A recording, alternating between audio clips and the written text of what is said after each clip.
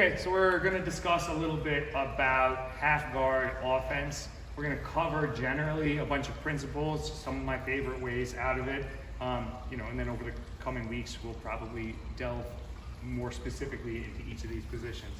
One of my favorite things to do, you don't necessarily have to do it once you pass the knee shield, but I sometimes do it once I pass, sometimes not once I pass. But I'll set up a bait for a Kimura on the outside arm.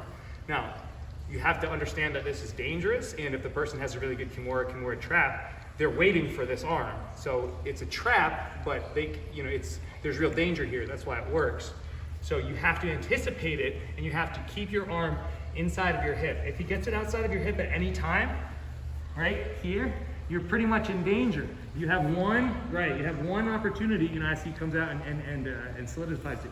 You have one opportunity to step your leg up and force it back down into a safe position. But if you leave yourself out here and you just give him a free Kimura, the move's not gonna work. Okay? So sometimes we'll have struggled, I'll have pass here, and as soon as I feel him latching it on, I'm bringing my hand up to my chest in this action. I'm gonna do a few things all at once. I'm gonna explain it step by step, but they happen all kind of simultaneously. As I'm doing this, as I'm bringing my arm up, I'm forcing with my shoulder, his shoulder back down to the mat. My other hand is catching his hip and forming a frame against his hip, and my knee is folding inside to block his hip as my hip collapses to the mat. Now there's a lot going on. If I get myself too close to him, like too close in here, he's gonna be able to roll on top and finish the position. So I need him to be shifted onto my side, basing his hip down, and posturing up all at once for this move to work.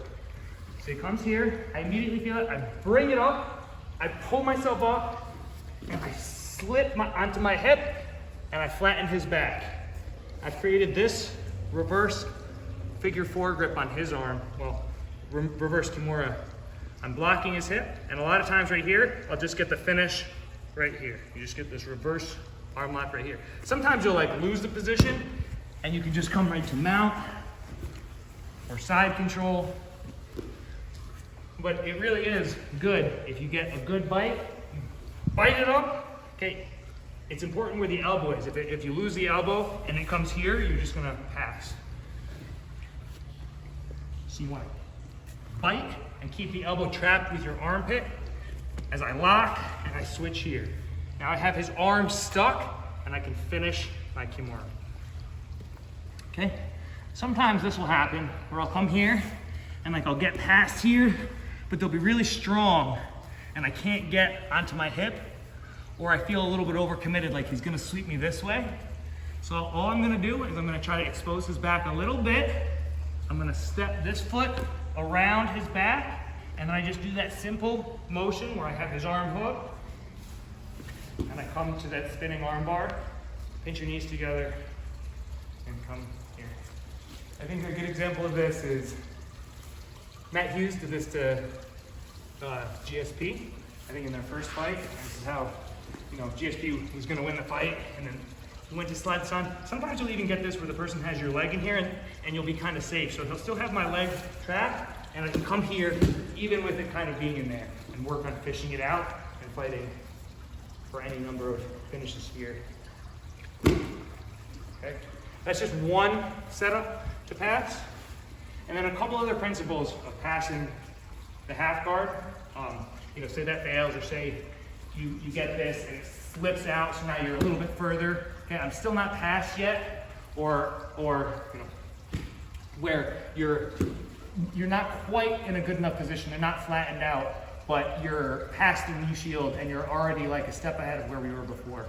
Okay, again, I want to use my weight and drive down over his shoulders. By doing so, he still has bridging power, but unless I'm riding over his hips, unless my hips are over his hips in this type of way, his bridging power is not going to mean as much. So if I'm coming here, I pass his knee shield, a lot of times they'll reach this arm, we'll be fighting for inside control. I want inside control, he wants inside control. So I'll grab a quick whizzer and I'll hug the cross face here. Once he's flat, now it's a lot easier for me to start working and trying to get under here and to keep him flat and cross face. Sometimes though, you won't get that. You'll grab your leg. I'll work the cross face here. I'll get my posture, swim my hand under. Once I have this, I just walk it up and keep them flat here.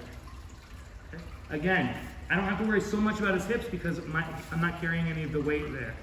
Okay? So sometimes from here, once you get their shoulders flat, my hips are gonna either come up, right? So if I have them pinned here, my hips can come up and I can form a straight, you know, so my legs will form a straight line, which will make it a little bit easier to free my knee this way,